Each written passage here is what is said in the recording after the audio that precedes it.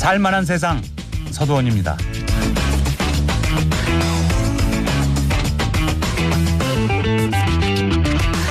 우리 사회의 데이트 폭력이 심각해지고 있습니다. 사랑이라는 이름으로 행해지는 집착과 폭력. 데이트 폭력을 예방하고 2차 피해를 방지할 방법을 피해자 통합지원 사회적 협동조합 빅트리의 안민숙 이사장과 이야기 나눠봅니다. 사랑일까? 폭력일까? 데이트 폭력에 대한 청취자들의 사연 2부에서 종교의 시선으로 풀어봅니다. 오늘은 김진 목사, 하성룡 신부와 함께합니다. 오늘도 TBS 앱 또는 50원 유료 문자 샵 0951 열어놓겠습니다. 궁금한 점 보내주시면 추첨을 통해서 스크린 골프의 대중화 정직한 가격 브라보 골프에서 스크린 골프 4인 이용권을 드립니다. 살만한 세상 오늘도 힘차게 출발합니다.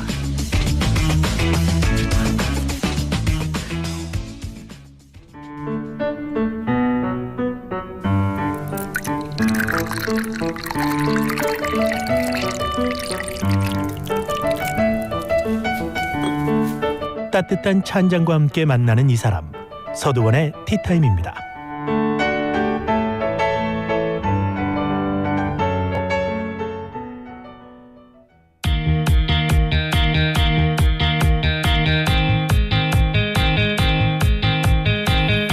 데이트 폭력 피해자가 매년 증가하고 있습니다. 그저 사랑 싸움이라고 하기에는 그 수위가 심각해지고 있는데요. 데이트 폭력 과연 어떻게 예방하면 좋을지 알아보겠습니다. 피해자 통합지원 사회적 협동조합인 빅트리의 안민숙 이사장 나오셨습니다. 이사장님 안녕하세요. 안녕하세요. 네, 데이트 폭력 사건 꾸준히 증가하는 추세라고 하는데 실제로 얼마나 많이 일어나고 있나요? 네. 실제로는 제가 상담을 하면서도 이 피해자들을 만날 때 굉장히 많은 피해자들이 저를 찾아와서 상담을 하고 있고요. 이 데이트 폭력이라는 것 자체가 이 사랑하는 사이에서 발생하는 사건이기 때문에 이 피해자들이 신체적인 어떤 피해 이상으로 어떤 많은 그 피해를 호소하고 있습니다. 그리고 네. 이 데이트 폭력이라는 게 그 기존에는 어떤 사적 영역으로 여겨졌기 때문에 신고를 못하거나 신고를 하더라도 뭐 보호를 잘 못 받는 그런 추세였다가 최근 들어서 그래도 조금 사회적인 관심을 받으면서 신고하는 건수도 많아지고 있어서 그 범죄의 어떤 그 양이라고 해야 되나 그렇게 뭐 많이 늘어나고 있죠. 신고 건수도 늘어나고 있고. 네. 그래도 신고된 것보다 실제는 더 많다고 봐야 되겠네요. 실제로는 훨씬 더 많다라고 봐야 되죠. 네. 그리고 실제로 신고를 했다가 취하하는 경우도 굉장히 많습니다. 그렇군요. 네. 근데 최근에 아주 기억에 남는 게 바리깡 사건 있잖아요. 아이고, 네네. 정말 충격이었거든요. 네, 굉장히 충격적인 사건이죠. 그 내막이 어떻게 되는 거죠? 지금 뭐 너무나도 이 유명한 사건이기 때문에 현관에 뭐 나와 있는 이야기만으로도 이 피해자하고 가해자는 이제 연인 사이였는데 그 피해자는 고등학교를 졸업하고 바로 이 가해자를 만나서 연인이 됐다라고 하고요. 피해자로서는 처음 사귀는 남자친구였다라고 합니다. 그랬는데 처음에는 이렇게 잘 만나면서 그 가해자가 피해자의 부모님도 찾아가서 인사도 나눌 정도로 그런 네. 사이였고 그러다가 이렇게 잘 사귀니까 부모님들도 그냥 이쁘게 둘이 만나나 보다라고 생각을 했는데 어느 날 이 가해자가 이 피해자의 핸드폰을 다 열어보고 뭐 다른 남자랑 뭐 주고받는 그런 뭐 문자 같은 그런 거를 보고서는 바람을 피웠다라는 이유로 많이 싸웠나 봐요. 그리고 뭐 협박도 하고 그러면서 너 내가 이제부터 시키는 대로 다 해라. 네. 그래서 부모한테 얘기를 하고 너랑 나랑 이제 동거를 하는 걸로 얘기를 해라. 뭐 이렇게 협박을 한 다음에 그 피해자의 통장에 있는 돈을 인출하게 해서 그걸로 뭐 어디 모처에 뭐 이렇게 작은 뭐 오피스텔인가 뭐 원룸이나 뭐 이런 거를 얻게 하고 거기에서 며칠 동안 가둬놓고 피해자를 네. 학대한 그런 끔찍한 사건이었죠. 4박 5일이었나요? 네, 아마 그랬을 감금하고서. 겁니다. 네, 감금을 해놓고 일단 이 사건의 이름을 바리깡 사건이라고 하는 이유가 그 미용 기구인 그 바리깡이라는 그 이발기로? 네, 이발기로 이 여성의 머리를 그냥 막 밀어버린 거죠. 그래야 너가 바람을 못 핀다 뭐 이런 이유로. 그리고 이 여성에게 그 배변 패드에다가 대소변을 보게 하고 그 강아지들 보는 배변 패드에다가 그리고 여성 얼굴에다가 뭐 소변을 본다든가 네. 그리고 가학적인 행위도 하고 강간을 하면서 그걸 그걸 동영상으로 촬영을 해서 협박을 하고 그리고 만약에 너가 이걸 신고를 하면 네 강아지를 죽여서 뭐 창자를 다 꺼내 버려서 널 보여주겠다 아니면 네 얼굴에다 염산을 뿌려 버리겠다 그리고 네 가족들을 하나하나 다 죽이겠다 뭐 이런 협박을 했다라고 합니다. 잔혹의 끝을 보는 것 같은데 어떻게 그렇죠. 이런 짓을 할 수 있을까요? 글쎄 말입니다. 이게 한때는 정말 사랑했던 사이인데도 불구하고 이렇게 끔찍하게 자신의 연인에게 신체적인 학대는 물론이거니와 이렇게 정서적인 학대 그리고 강간, 네. 폭행, 협박, 감금이라는 무서운 그 이상의 여러 가지 범죄가 또 해당이 되겠죠. 네. 그런 범죄를 저지른 사건입니다. 네. 오늘은 데이트 폭력으로 고민하는 분들 사연이나 궁금증 풀어드립니다. 샵 0951로 보내주시면 두 분 선정해서 작은 선물 보내드리도록 하겠습니다. 이 바리깡 사건 이게 어느 날 갑자기 이런 짓을 했을까요? 아니면 전부터 조짐 같은 게 있었을까요? 바리깡 사건에서는 뭐 나와 있는 이야기에서는 뭐 처음부터라는 이야기는 별로 제가 보지는 못했으나 대부분의 데이트 폭력 사건 같은 경우는 처음 갑자기 이렇게 폭행을 하거나 이렇게 하기보다는 처음에는 가벼운 것부터 시작을 하죠. 네. 둘이서 처음에 만났을 때는 연인 간에 처음 만나면은 처음부터 만나자마자 때리는 남자는 별로 없어요. 그렇겠죠. 예. 처음에는 굉장히 최선을 다해서 이런 남성들은 여성의 마음을 사기 위해서 노력을 해요. 온갖 정말 간슬게 다 내줄 것처럼 그렇게 하다가 그럼 여성의 마음이 어느 정도 기울은 다음에 서서히 아주 조금씩 폭력성을 드러내는 거예요. 처음에는 뭐 사소한 욕부터 시작을 하죠. 그리고 그 다음에는 뭐 가볍게 때린다던가 뭐 잡아당긴다던가 밀친다던가 이런 게 있는데 문제는 이제 이러한 그런 폭력적인 성향이 드러났을 때 바로 도망을 가버리는 여성도 있지만 네. 또 어느 정도 사귀었던 사이라면은 여성이 그것을 이거가 어느 정도 무서운 폭행으로 이어진다라고 생각을 하기보다는 그런 가해를 한 다음에 여성이 너 왜 나 때렸어 그러면은 가해 남성들은 거의 대부분 이런 남성들은 무릎을 꿇고 싹싹 빈다라고 해요. 네. 다시는 안 그럴게. 내가 정말 실수했어. 나 미쳤나 봐. 정말 미안해. 나 정말 또 그러면 난 걔야. 정말 미안해. 다시는 안 그럴게. 용서해줘라고 빌면서 울면서 빈다라고 해요. 그러면 여성들이 그 마음이 약해지니까 또 용서해주고 넘어가고 이러는데 이게 반복이 되는 거죠. 반복이 되다 보면 나중에 좀 더 수위가 높아지는 단계가 돼가는 네. 거죠. 그리고 이제 데이트 초기에 말이죠. 네. 행패가 이제 약하게 보이기 그 전 단계에도 집착이라든가 뭐 약간 그렇죠. 이상한 행동이라든가 그렇죠. 그런 게 보이겠네요. 네. 전화기 집착. 내놔. 그래가지고 네. 뭐 다 뒤진다거나 네, 그렇죠. 뭐 맞습니다. 완전히 지나친 독점력을 보인다거나. 그렇죠. 네. 근데 이런 집착하는 모습이 처음부터 때리고 폭행하면서 드러나는 게 아니기 때문에 처음에는 나는 너를 사랑하기 때문에 나는 너랑만 같이 있고 싶어. 그리고 뭐 이런 식으로 집착하는 모습을 보이면 또 여성들은 어떻게 오해를 하냐면 아, 이 남자가 정말 나를 너무나도 사랑하는구나라고 오해를 할 수가 있는데 그것은 그 집착하는 것은 그건 진짜 사랑이 아니에요. 병리적인 모습인 거죠. 네. 건강한 사람이라면은 자기가 사랑하는 사람이 건강하게 사회생활을 할 수 있도록 도와줘야 되는 거지.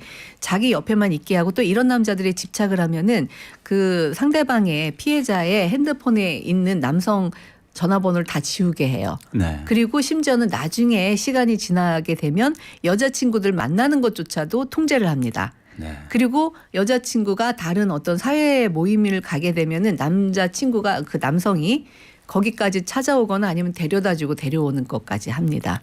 그러면서 거기서 누구 만났는지까지 다 통제를 하게 되는 거죠. 그러니까 지배욕, 독점력. 그렇죠. 이게 병적으로 있다고 하는 건데 이런 것도 지적하셨어요. 말 2번 하게 하지 마라. 네. 뭐 말할 때 다른 거 하지 말고 내 말에 집중해라. 네. 뭐. 존댓말 해라. 네. 예. 아니오로만 대답해라. 뭐 이런 식으로 데이트 폭력에서 그렇게 지배를 하는 남성들이 그런 모습을 식으로 드러내죠. 이제 처음에 보이는 사람은 조심해야 되겠네요. 아주 조심해야 되죠. 그 데이트 폭력 가해자의 특징이라고 할 만한 거 다른 건 뭐가 있을까요? 네.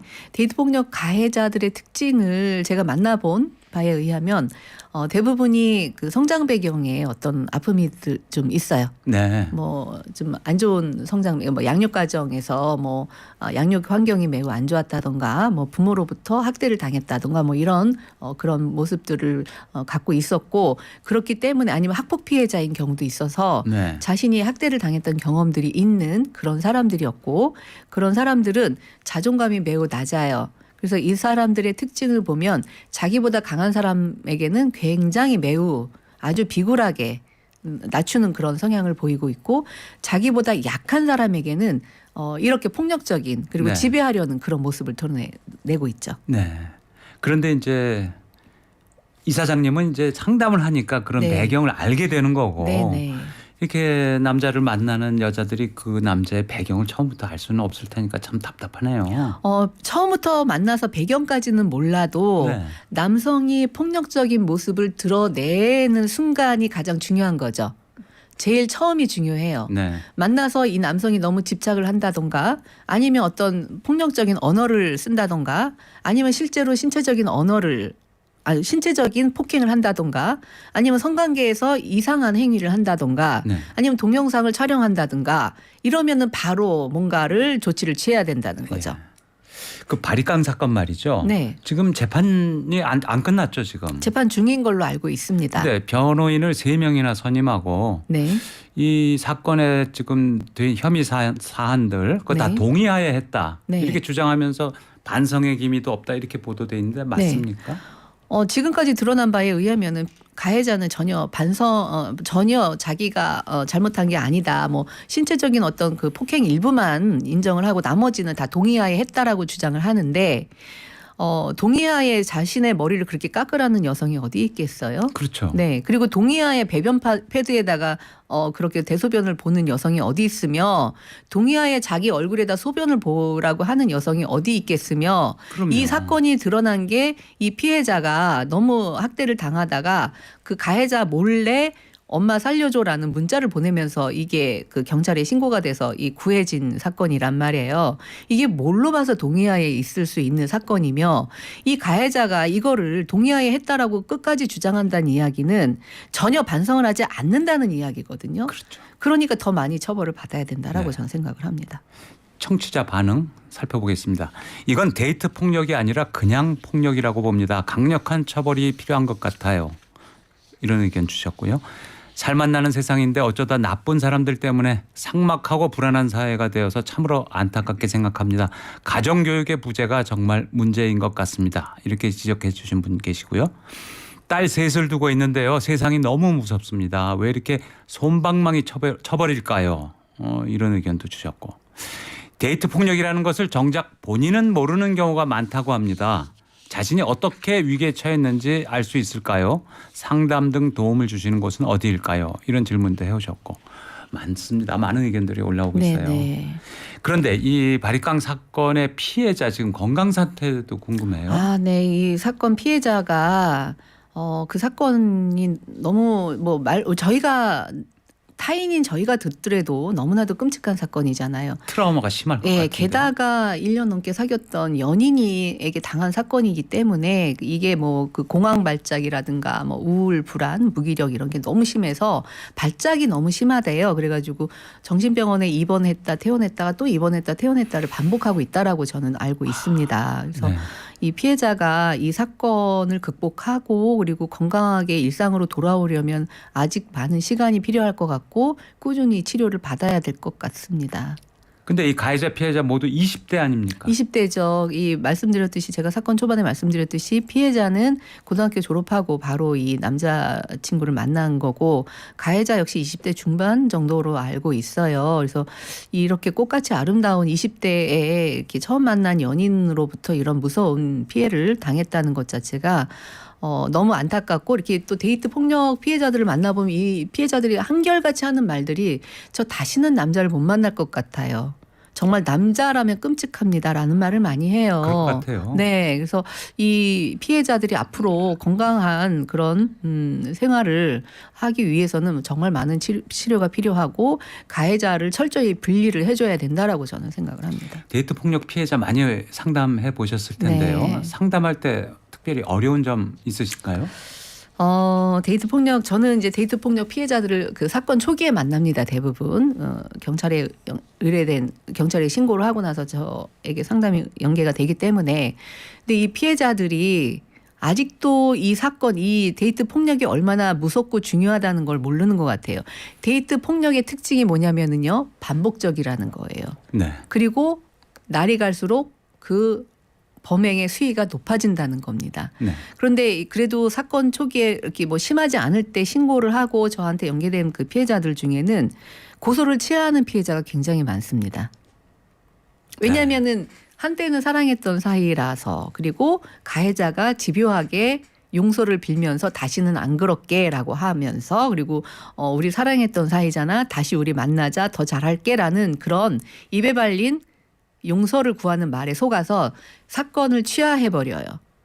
사건을 취하하고 그다음에는 이제 상담을 뭐 몇 번 오다가 그냥 중단을 하고 연락을 끊습니다. 네. 그렇지만 이 피해자 중에는 다시 그 가해자한테 폭행을 당하고 다시 신고하는 피해자가 많습니다. 그렇겠네요. 네. 그럼 이미 그 신고가 완전히 취하를 해버린 경우는 이게 범죄 사실로 남아있지 않기 때문에 그다음에 처벌할 때 도움이 안 됩니다. 그래서 그런 피해자들이 가장 안타깝죠. 피해자 사각지대라는 표현을 제가 들었는데 그게 어떤 뜻입니까? 피해자 사각지대요? 네. 피해자 사각지대라는 것은 어떤 의미로 말씀하시는지. 네. 피해자 사각지대를 줄여야 한다. 피해자들이 이제 아까 설명하신 네, 네. 이제 이게 얼마나 심각한 건지 네. 이런 거 모르고 신고도 잘 안 하고 네. 뭐 이런 부분 신고했다 취하고 네. 이런 거를 선진국들에서는 어떤 식으로 예방책을 쓰나요? 선진국들에서는요. 예. WHO에서는 어떤 지침서까지 있습니다.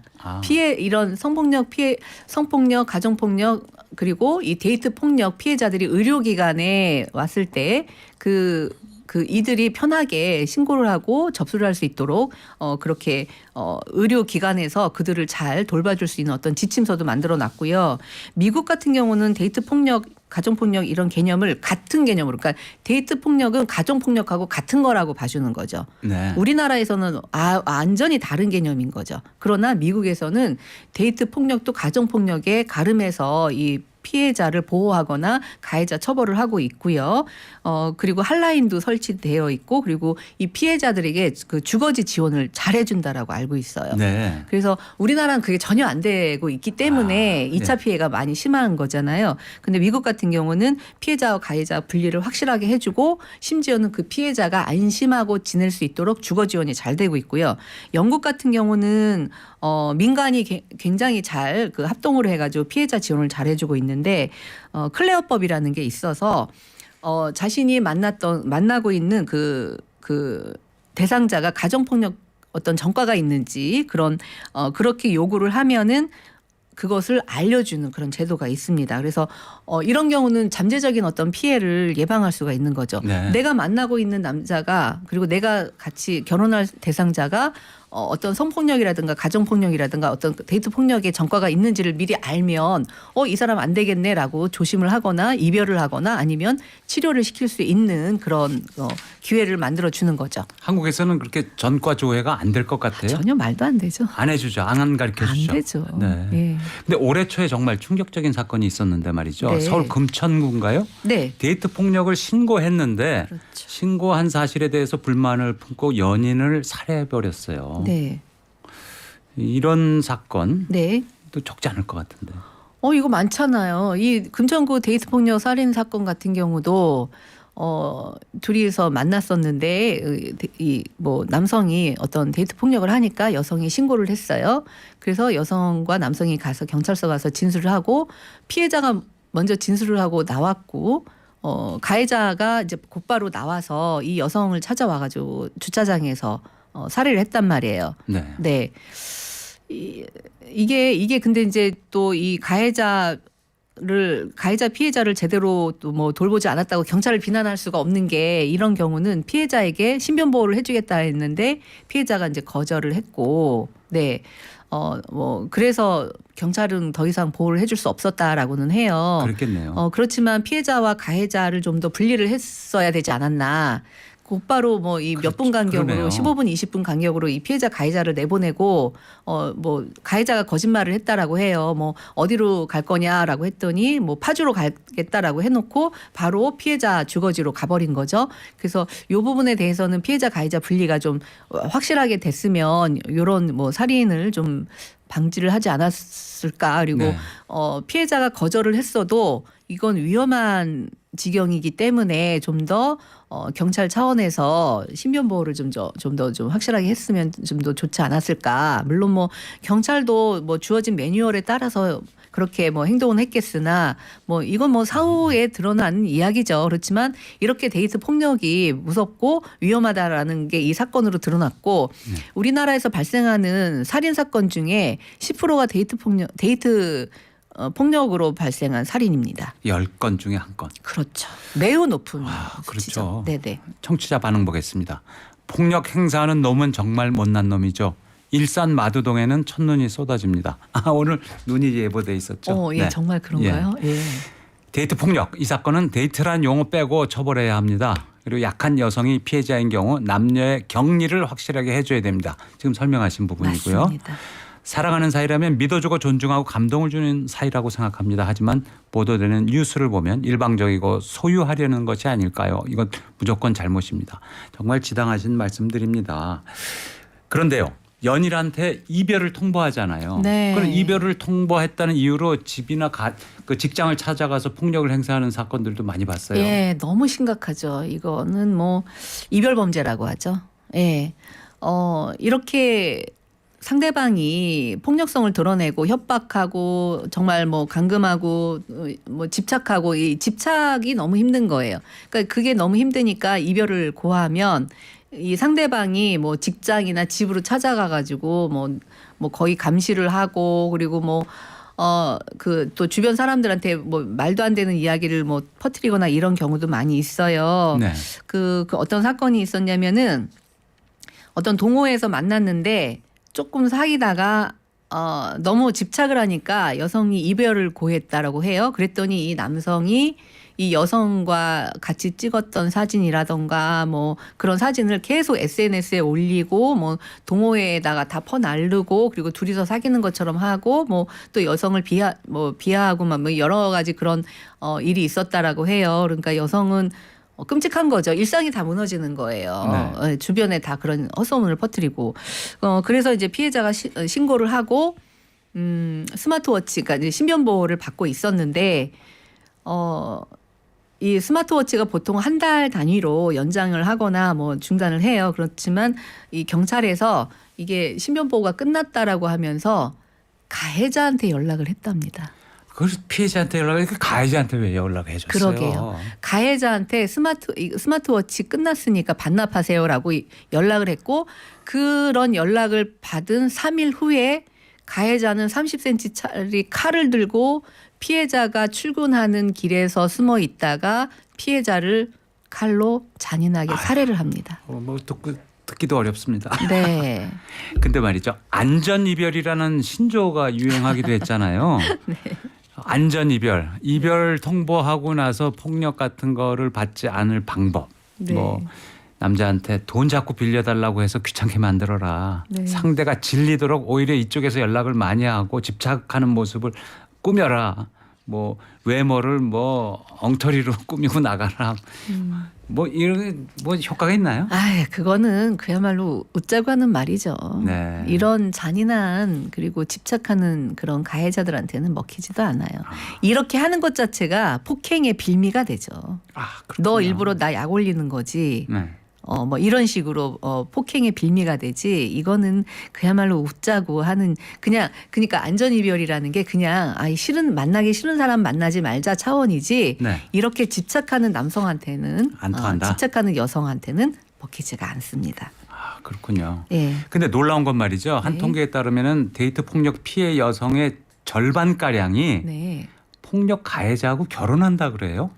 뭐 절반이라고는 볼 수는 없겠지만 많은 이렇게 데이트 폭력 피해자들이 또 그런 남성들과 결혼을 하는 것도 사실이에요. 네. 네.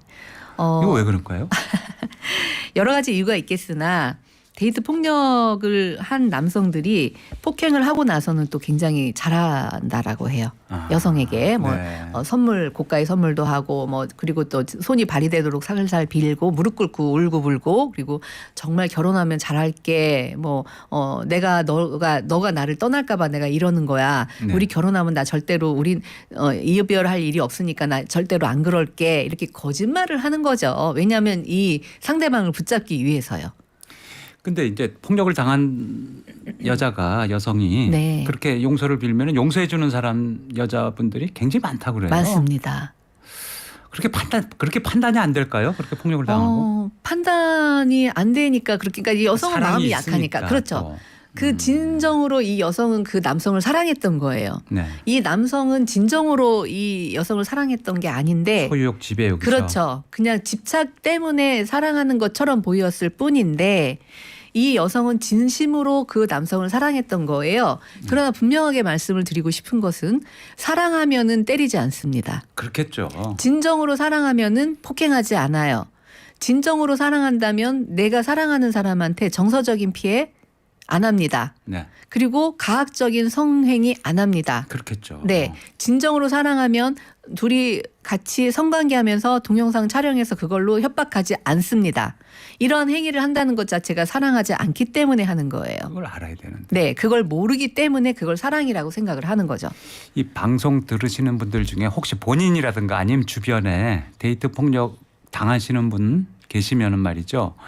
이런 분들 어떤 조치를 취해야 될까? 어디에 도움을 청해야 될까?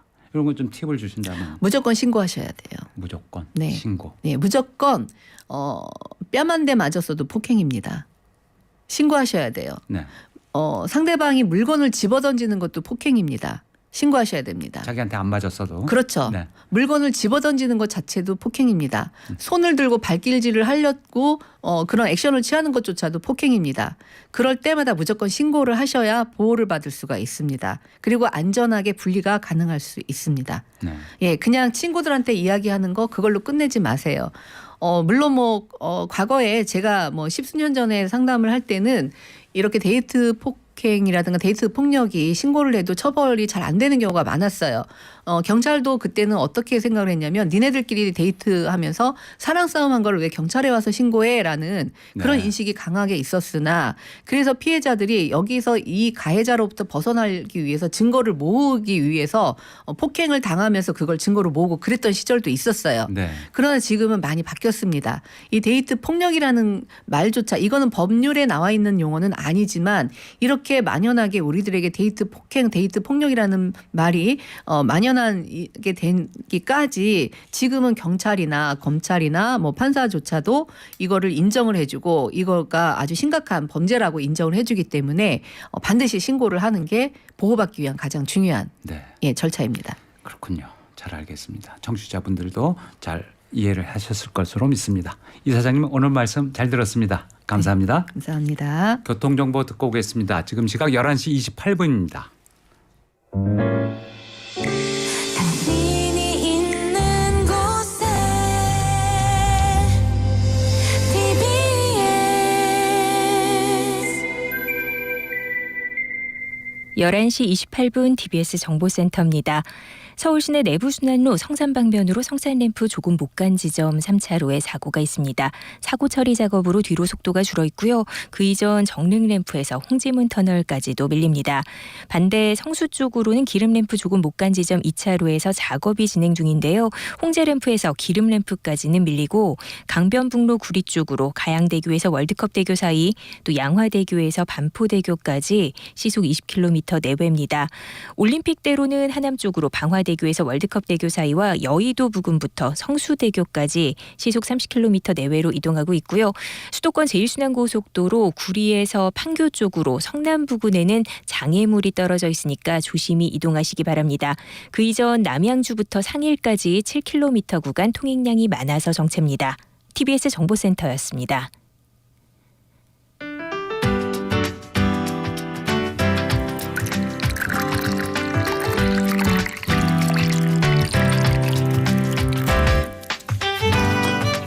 따뜻한 차 한 잔과 함께 만나는 이 사람. 서두원의 티타임입니다.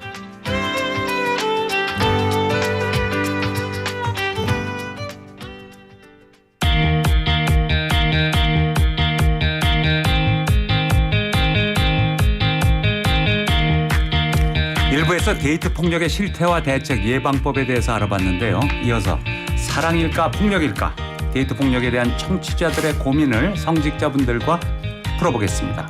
김진 목사님, 하성룡 신부님 어서 오십시오. 네, 안녕하세요. 반갑습니다.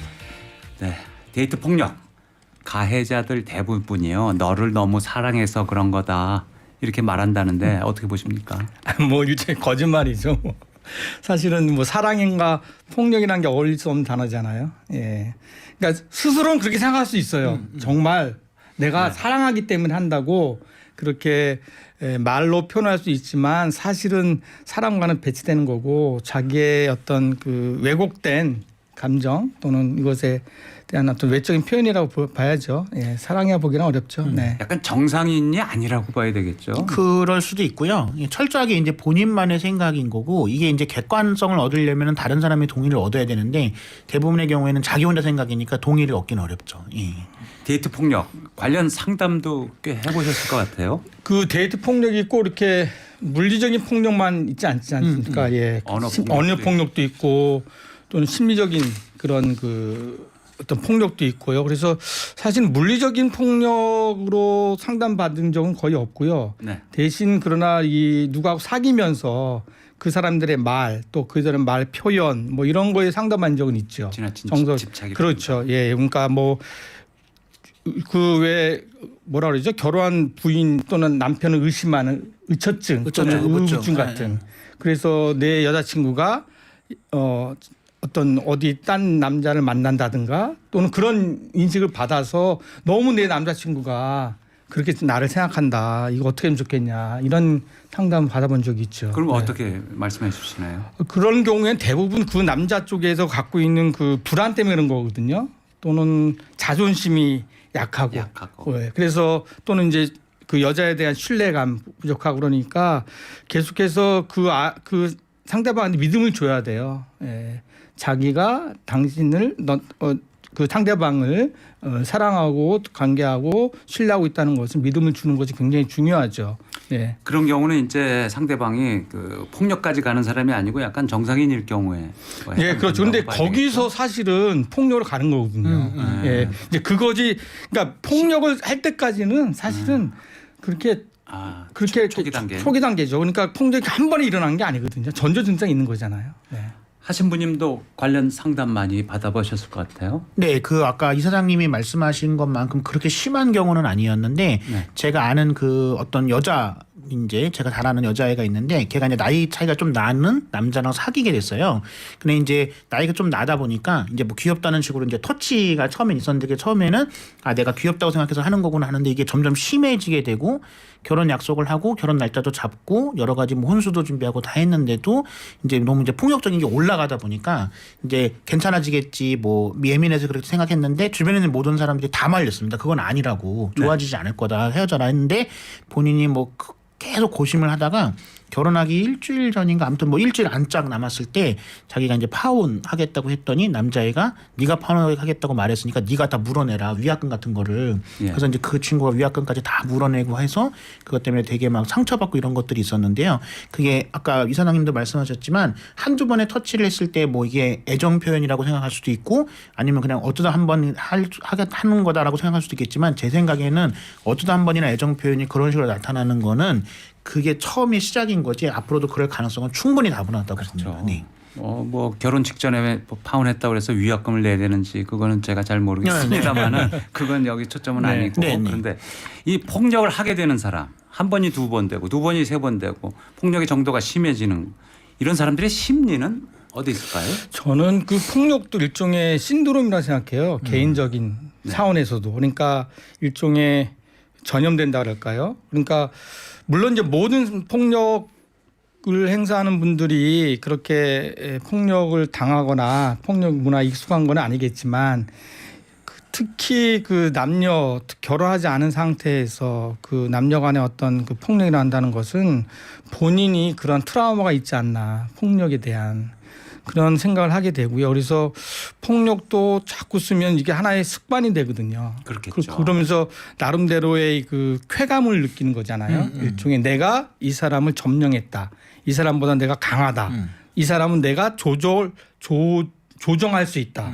뭐 이런 그러면서 폭력이 계속 더 이제 심화되는데 이제 그러다 보니까 이 폭력은 참 끊기가 처음 시작할 땐 어렵지만 끊기는 더 어렵게 되는 그런 상황이 되는 거죠. 네. 이 가해자가 데이트 폭력 가해자가 신부님한테 뭐 상담 오고 이런 경우는 별로 없었겠어요. 가해자가 상담 오는 경우는 거의 없고요. 그렇죠. 대부분 이제 피해자들이 오고요. 그리고 이제 가해자가 본인은 그렇게 주장할지 모르지만 자기가 정상이 아니라는 걸 압니다. 그러니까 당연히 상담하러 오기는 조금 어렵죠. 네. 근데 왜 사랑해서 그런 거라는 말에 피해자들이 속고 또 당하고 이 반복이 되는 이유는 어디 있을까요? 대개의 경우에는 피해자분들이 아주 착합니다. 예, 아주 착한 분들이고 우리가 상식적으로 봤을 때도 아니 사람이 저렇게까지 착할 수 있는 사람인가인 경우가 대개는 많고요. 그게 아니라고 한다면 약점이 잡혔을 때 이제 그게 뭐 신체적으로든 경제적으로든 기타 여러 가지로 약점이 잡혔을 때 거의 벗어나지 못하는 경우가 있지 이제 좀 이렇게 강한 사람, 그러니까 심성이 강하거나 약점이 없는 사람들은 그게 깊이까지 가는 경우는 제가 지금까지 본 경우는 없었습니다. 네.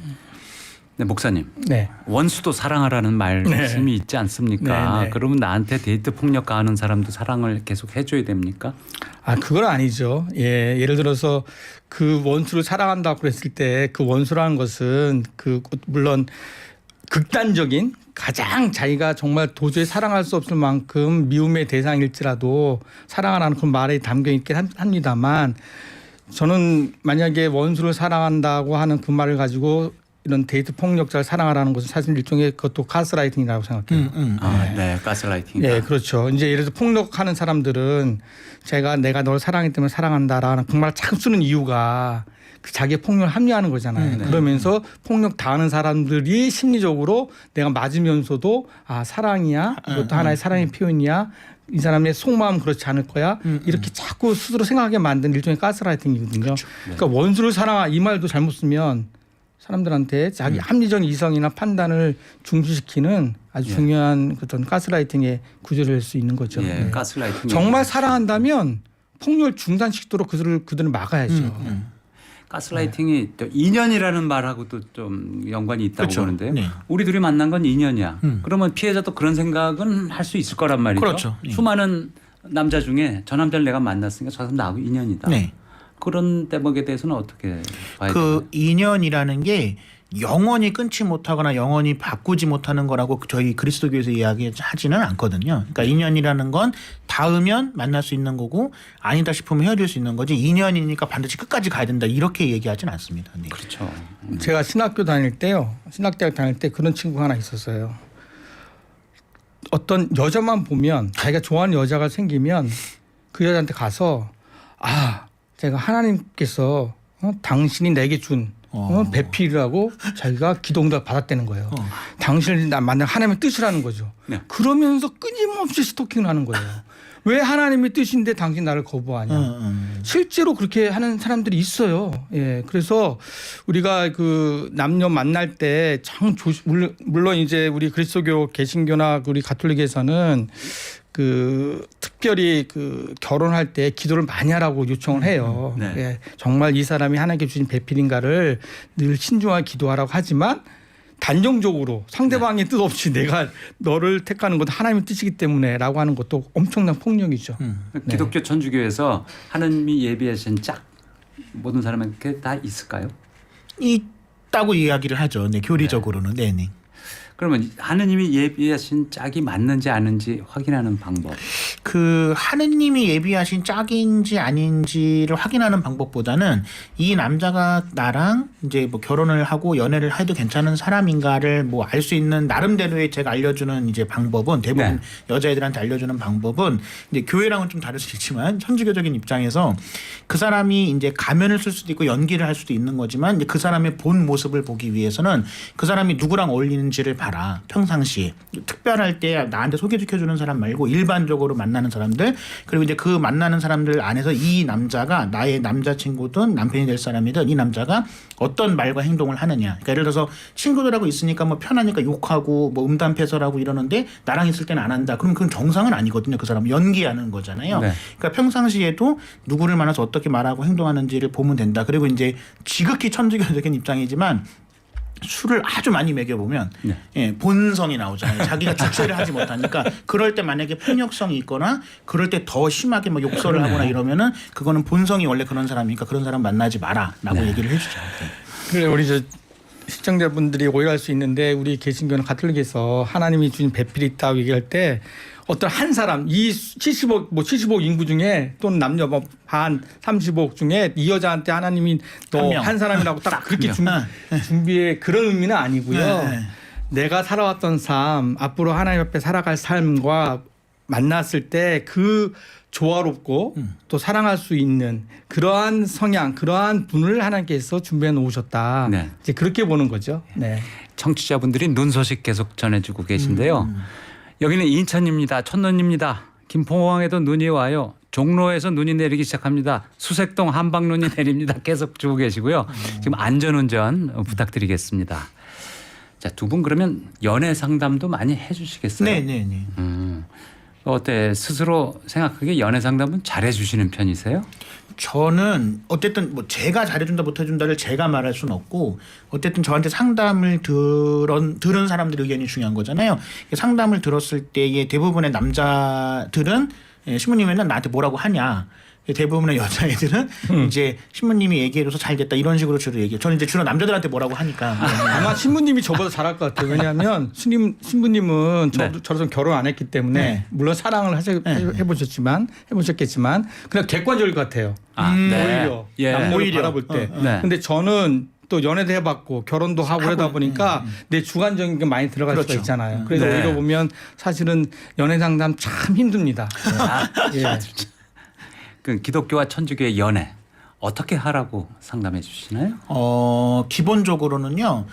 둘이 좋은 게 우선이지만 둘만 좋으면 안 된다. 네. 그러니까 둘이 좋은 것이 가족이든 친척이든 친구든 아니면 주변 사람들에게 좋은 영향력을 줘야 되는 거지 둘만 좋은데 나머지 사람들이 다 싫어한다든지 둘만 좋은데 나머지 사람들이 다 반대한다. 그게 둘의 사랑을 사람들이 이해해주지 못하거나 모른다라기보다는 지금은 그게 문제가 안 될 수는 있지만 그 둘의 사랑도 결과적으로 문제가 될 수가 있다. 그래서 나머지 사람들이 아니라고 하는 것에 대해서는 아무리 둘이 좋아도 좀 생각을 좀 해봐야 된다라고 이야기를 해주죠. 너무 전통적인 사고 방식이라고 또 네. 꼰대 말씀이네 뭐 이렇게 반응할 수도 있겠어요. 있지만 네네. 아무튼 네네. 어떻게 보십니까? 저는 우리 연애 상담할 때 제가 왜 좋아하는지를 항상 좀 물어봐요. 왜 좋아하는지, 좋아하는 것이 무엇인지. 그러니까 우리 뭐 시쳇말로 이런 말 옛날에 있었어요. 뭐 치마만 두르면 다 좋아한다. 뭐 이런 표현이 있었어요. 예. 그래서 여자면 다 좋다. 뭐 이렇게 표현하는 사람도 있었는데 왜 그 여자인지, 왜 그 남자인지를 제가 이해하고 말할 수 있어야 된다. 저는 그런 생각이 들거든요. 그러려면 자기가 뭘 좋아하는지 자기에 대해 많이 알아야 생각을 해요. 그래서 자기가 이거는 부분을 좋아하기 때문에 이렇게 좋아하는 거구나, 이걸 싫어하기 때문에 싫어하는구나라는 것을 분명하지 않으면 상대방의 장점도 가릴 수 있고요, 단점도 더 부각될 수 있고 그렇습니다. 그래서 정말 이 사람이 뭐 좋은 것이 무엇인지를 얘기하고 고백하면서 서로의 어떤 서로의 모습들을 잘 볼 때 연애도 잘할 수 있다. 저는 그렇게 생각합니다. 네. 그러면 당신은 이런 사람을 만나는 게 좋겠다. 뭐 이런 사람은 피하는 게 좋겠다. 이렇게 구체적인 말씀도 해주시나요? 그렇죠. 물론 이제 그 사람이 어떤 성격이냐, 어떤 성향이냐, 아니면 어떤 일을 하느냐에 조금씩 다를 수는 있지만요. 그냥 보편적으로 이야기를 할 때는 너무 상대방에게 맞춰주는 사랑은 안 하는 게 좋다. 그리고 나는 이 사람에게 모든 걸 다 주고 헌신할 마음이 있는데 상대방은 너무나 이기적이다. 근데 예를 들어서 이게 시간이 지나면 내가 이만큼 해줬으니까 상대방 해주겠다. 이런 어떤 너무나 낙관적인 마음은 가지지 말고 뭐 수치적으로 말할 수는 없지만 그리고 뭐 객관적으로 말할 수는 없지만 내가 주는 것만큼 상대방도 나에게 사랑에 대한 보답을 해주는 사람을 만나라라고 이야기를 해주죠. 네. 눈에 뭐가 씌우면 근데 자기만 자꾸 퍼주고 그렇죠. 상대방이 그렇죠. 하나도 안 해줘도 네, 자기는 네, 계속 네. 좋다고 그러고 이렇게 되는 게 참 그게 그렇죠. 걱정인데 말이죠. 걱정이죠. 네. 그러면 목사님 같은 경우에 이런 사람은 헤어져라 이렇게 딱 잘라서 그러니까 말씀해 주시는 경우도 있나요? 그렇죠. 예를 들면 자기의 어떤 부속물, 종속물로 삼으려고 하는 그런 사람들이 가끔 있어요. 네. 여자도 마찬가지고요. 저 남자는 정말 내 거, 내 소유, 정말 내 손에서 벗어나면 안 돼. 이렇게 집착하는 사람들이 있거든요. 네. 그걸 사랑이라고 생각하고 남자든 여자든 그럴 경우에 보면 저는 이거는 힘들다. 이거는 가도 오라지 못하고 돼도 이건 불행한 삶이다. 그래서 저는 칼같이 관계를 그만두라고 얘기를 하죠. 네. 네. 근데 통계를 보면은요. 데이트 폭력의 피해자가 100% 여자가 아니더라고요. 네네네. 여성이 데이트 폭력 피해자인 경우가 73%. 남성이 데이트 폭력의 피해자인 경우가 27%. 네네네. 남자가 얻어맞고 맞으면서 연애하는 네. 경우도 꽤 있는 모양이에요. 그럼요. 그러니까 그 말씀드렸지만 그 데이트 폭력에서 이제 피해를 보는 여성분도 아까 말씀드린 것처럼 지극히 착하거나 너무 착하거나 약점이 잡힌 분들이라고 말씀드렸잖아요. 거꾸로 남자분도 이제 너무 착한 남자이거나 바보처럼 예를 들어서 뭐 얘가 좀 그렇지만 아니면은 너무 이제 약점이 잡혀 있거나 이러면은 거꾸로 이제 여성분에게 힘의 어떤 그거와는 상관없이 데이트 폭력의 피해자가 될 수도 있죠. 예. 네. 데이트 폭력 때문에 연애 무섭다, 연애 안 하는 게 낫겠다 이런 청년들도 적지 않다고 하는 엄청 거죠. 많습니다. 네. 안전하고 건강하게 연애하는 방법. 일단 저는 그 요즘 많은 사람들이 그 너무 쉽게 만나고 너무 쉽게 헤어지는 문화가 네. 너무 이렇게 일반화돼 있지 않나. 그러니까 안전하게 헤어지는 법을 하려면 정말 처음 만날 때부터 조심하고 좀 더 안전하게 만나야 된다. 요새 그 만남 가능한 여러 가지 방법들이 너무 많아졌잖아요. 네. 뭐 데이트 앱도 생기고 뭐 여러 가지 그리고 SNS도 있고 그러다 보니까 사람들이 너무 쉽게 마음을 주고 또는 너무 쉽게 친하게 되는 경향성이 있어서 그러다 보니까 또 너무 쉽게 폭력도 당하기도 하고 또 그러다 보니까 끝나고 나서 안 좋은 그런 만남이 결과가 나는 것 같아요. 그래서 저는 무엇보다도 만날 때 좀 더 진중하게 만났으면 좋겠다. 정말 애인으로 관계를 하고 싶다면 그런 생각하게 됩니다. 안전하게 만남을 시작하면 혹시 이별하게 될 때도 안전하게 이별할 수 있는 그렇죠. 그런 단서가 되겠네요. 그러면 말이죠. 그 안전 이별을 해야 되는 상황이 처한 사람이 상담을 해오면 어떻게 처방을 해주시나요? 일단은 뭐 사연의 내용을 좀 들어봐야 되겠지만요. 너무 많은 것이 나의 모든 것이 이제 오픈되어 있는 상태에서 만약에 이별을 이야기할 때 상대방이 그걸 받아들이지 못한다라고 했을 때는 그걸 뭐 기다려주거나 아니면은 뭐 시간이 해결해주겠지 이렇게 하는 것보다는 제 생각엔 전문가나 아니면 경찰분들의 도움을 필요로 하는 게 맞고요. 네. 그다음에 이제 목사님 말씀하신 것처럼 단계성이 있을 때에 그렇게 뭐 너무 많은 게 오픈되지 않은 상태라고 한다면은 상대방이 뭐 미안하다, 용서해달라, 뭐 잘하겠다라고 한다고 하더라도 단호하게 끊을 필요는 있다라고 저는 이야기를 해줍니다. 네. 저는 우리 그리스도의 성서에 보면 사랑에 예가 있다라거든요. 사랑에는 예의가 있다. 네. 그런데 저는 이별의 예의란 단어도 우리가 항상 기억을 해야 될 필요가 있다고 생각합니다. 꼭 그 안전한 이별만이 아니라 일반적인 모든 이별을 할 때도 이제까지 사귀어온 사람에 대한 예의를 지켜야 된다. 그렇죠. 그래서 더 조심해야 되고 그 사람을 비난하거나 자기의 이별을 합리화하기 위해서 그 사람에 대해서 무시하거나 또 그 사람이 했던 어떤 잘못을 어떤 걸 들추거나 이런 한때 자기가 사랑했던 사람이기 때문에 훨씬 더 사랑에 대한 예의도 중요하지만 이별에 대한 예의도 우리가 지켜야 된다. 저는 생각을 합니다. 네. 교통정보 듣고 돌아오겠습니다. 지금 시각 11시 48분입니다.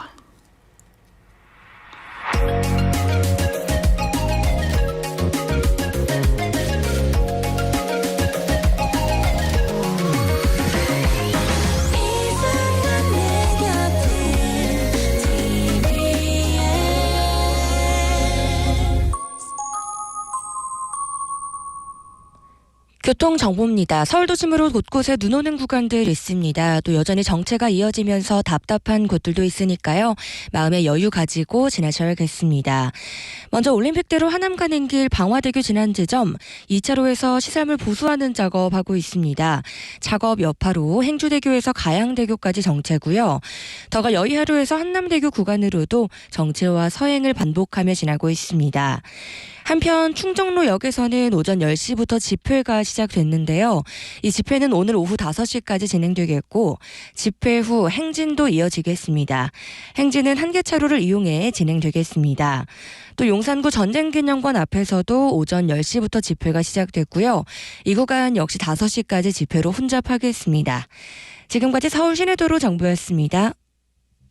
네, 긴급 뉴스 있어서 알려드리겠습니다. 오늘 서울을 비롯한 전국 곳곳에 주민센터죠. 행정복지센터 전산망 장애가 일어나고 있답니다. 그래서 각종 민원 서류 발급 같은 게 중단되고 있어서 주민 불편이 잇따르고 있다는데요.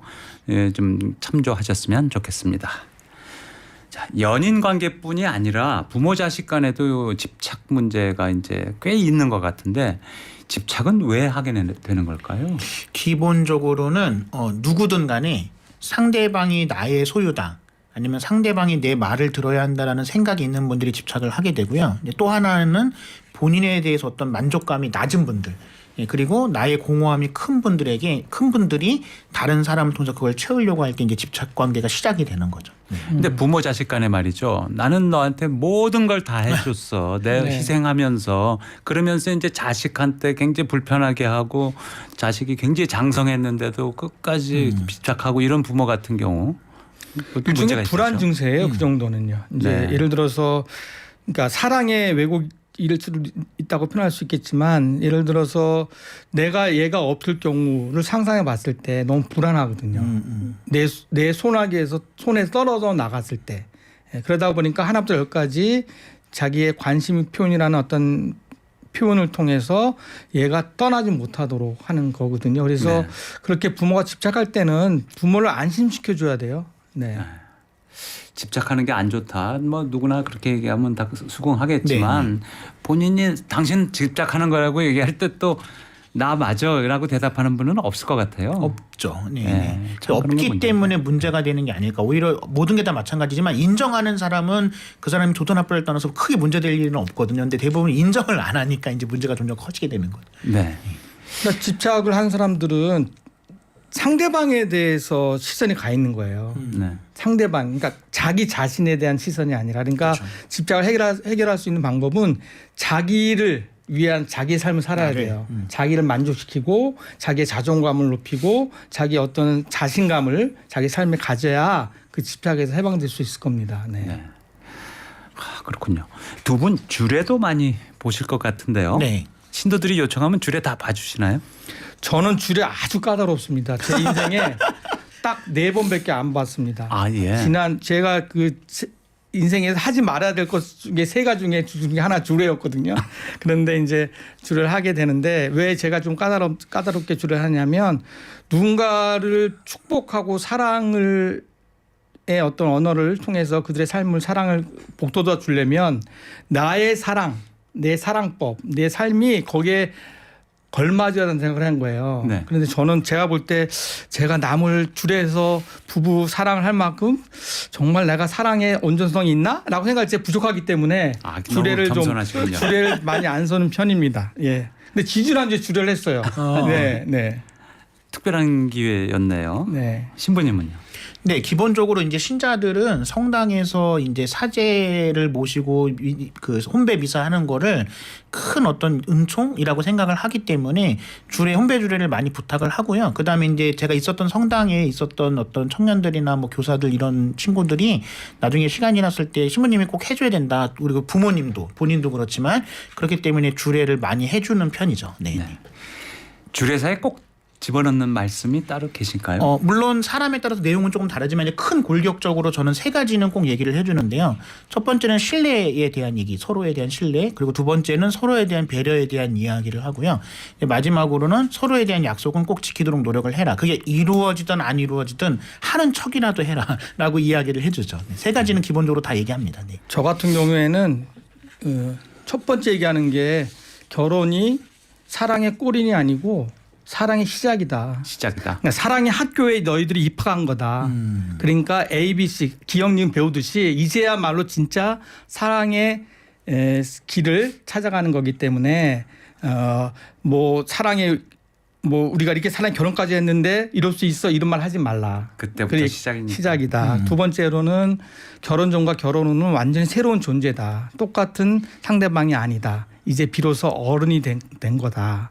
그렇기 때문에 결혼 오는 여기 그 하객들 여러분도 이분들이 다른 존재라는 것을 새로운 존재라는 것을 인정하고 계속해서 돌봐야 된다. 네. 바라봐야 된다. 이런 얘기를 하죠. 네. 맞습니다. 청취자분 이런 말씀해 주셨어요. 이별에 대한 예의 지적해 주셨는데 참 좋은 말씀입니다. 예의가 있으면 폭력이 있겠습니까? 정말 맞는 얘기입니다. 신뢰, 배려, 약속 네. 말씀해 주셨고 사랑의 시작이다 결혼은. 네, 정말 좋은 지적이십니다. 오늘 말씀 잘 들었습니다. 신부님 목사님 감사합니다. 감사합니다. 네, 눈 많이 오니까요. 길 조심하시고요. 저는 다음 주 월요일에 다시 찾아뵙겠습니다. 여러분 감사합니다.